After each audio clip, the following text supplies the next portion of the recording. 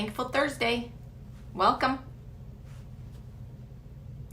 Would you rather want to know how you're going to die or when you're going to die? I was asked that question. It really made me think. And as I read today, that question came up in my mind, and I want to talk about it.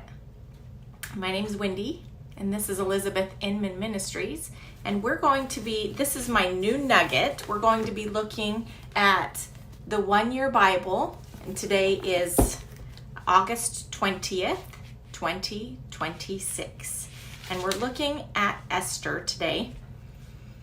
And the reason that thought came up to me is because as I was doing my morning time with the Lord, the Holy Spirit whispered to use today for good.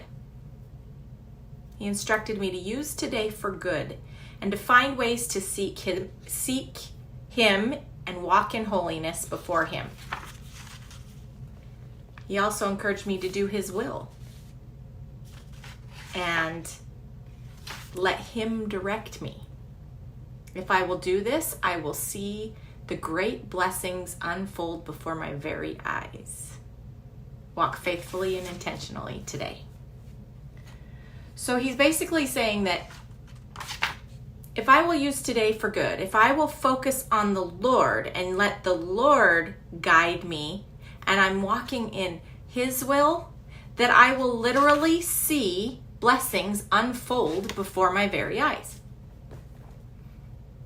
So with Esther today, it applies perfectly.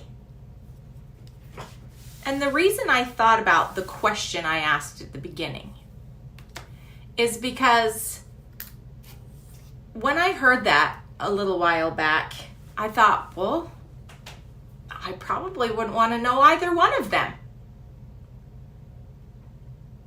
I don't want to know maybe how I'm going to die, but I don't want to know when I'm going to die, because if I knew when I was going to die, I would probably be in like a total panic of, I have to live my life before this time, or I don't have enough time to do the things I want to do, or whatever, right? And that I would probably make choices contrary to the way that God would have me walk. And so it made me think that sometimes we think we want to know God's whole plan, but it's probably best that we don't.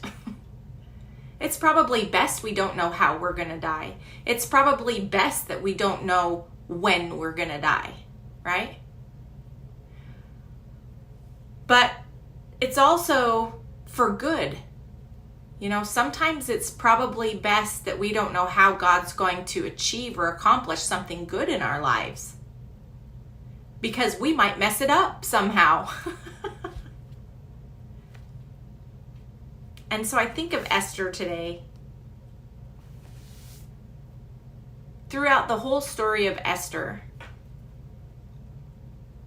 she day by day sought the will of the Lord and just sought to walk faithfully and intentionally with Him, just seeking Him and His will for her and for her people.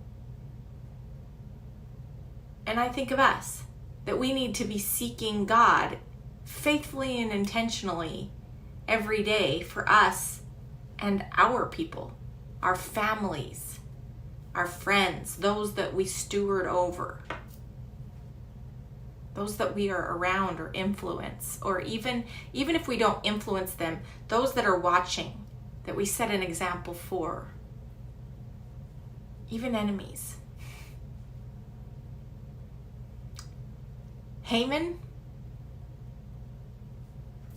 had no idea what was going to happen. He thought he had it all figured out and that he was going to make it happen. And in the wickedness of his heart, he moved forward with self-ambition, self-motivation, self-guidance, self-counsel, and it led to his destruction. He watched things unfold before his eyes, that's for sure. And it did not turn out the way he wanted because he wasn't moving with God. He wasn't walking faithfully with God, nor was he walking intentionally with God. He was walking faithfully and intentionally for himself.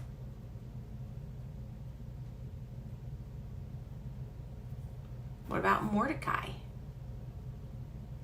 Mordecai never would have been able to foresee the things that unfolded in his life.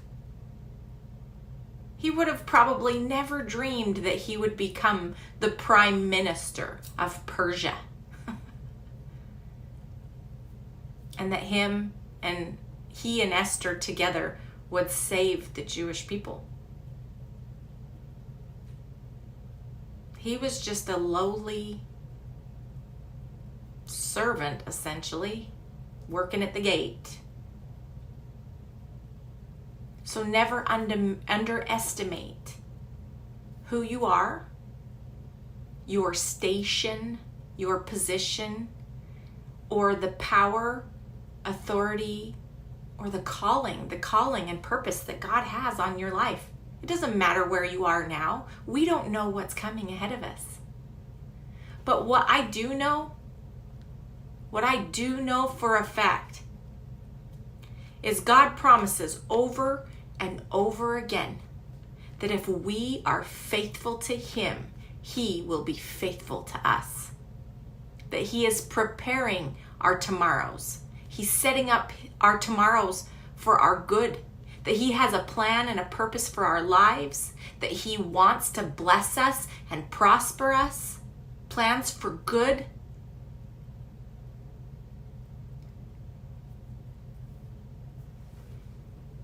I had someone text me today and I said, it was a family member, so they're a little bit close to me, right? And so I was just casual and I was like, just chill out. I text back, I was like, just chill. Like, it's going to work out. It's going to be fine. And they text back and said, do I have God's promise on that? And I said, ask him. I can't force anyone else to have faith like I have faith. I can't force anyone else to trust God like I trust God. All I can do is point them in that direction and walk in it myself. I can try and help them and direct them to the source, but I can't force, I can lead a horse to water, but I can't force them to drink. And so we have to be in a place with the Lord where we can trust him for ourselves. Because he's made the promises. Even if the Holy Spirit never speaks to you, which is crazy to think about because he's trying to speak to us constantly, right? The Holy Spirit is always trying to speak to us, guide us, direct us. But even if he never did, we have all of God's promises right here. Because it even says in the New Testament that all of the old things were written for us. For us today. For our learning, for our promise, for our good, if we will follow God. It is our instruction manual to life. And God has promises for us. He makes promises to us. We just have to believe it.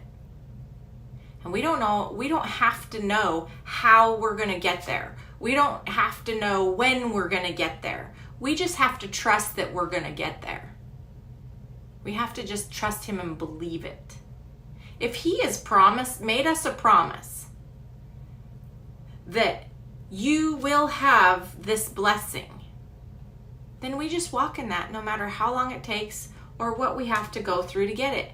And we remember the things that God has promised us. We remember them, write them down. You always want to write them down so that we can remember him in those hard times. And, for today, August 20th, I wrote at the top right here of my Bible, remember what God has done, and love is everything. How long ago was this time with Esther? Thousands of years ago, literally. But the Jewish people still celebrate Purim today. What they declared here, that it would be celebrated from generation to generation, is still practiced today. And Purim, it's called Purim because Purim means to cast lots. So if we look here in Esther for August 20th, we've got Esther chapter 9, 23 through 26, I guess. It says, the Jews accepted Mordecai's proposal and adopted the custom. Haman, the enemy of the Jews, had plotted to crush and destroy them on the date determined by casting lots. The lots were called Purim. But when Esther came before the king, he issued a decree causing Haman's evil plot to backfire. Don't go against God, just walk with him, or it could backfire, guys. And Haman and his sons were impaled on a sharpened pole. That is why the celebration is Purim, because it is the ancient word for casting lots. And I wrote in the sideline here, Purim, or casting of lots, will always fall in our favor if we are walking in God's will. If we are faithfully and intentionally walking with God, He will have things work for our good. Even if we don't understand it at the time, it will turn out for our good. And sometimes it's best if we don't know how. Just trust God, guys. Trust God. And love, walk in His love. Love is everything if you read in 1 Corinthians. None of it matters without love. Let everything we do be done in love. So that is my new nugget. Thank you for joining me. I love you guys. May God bless you. I just pray God's greatest blessings on you in Jesus' mighty name.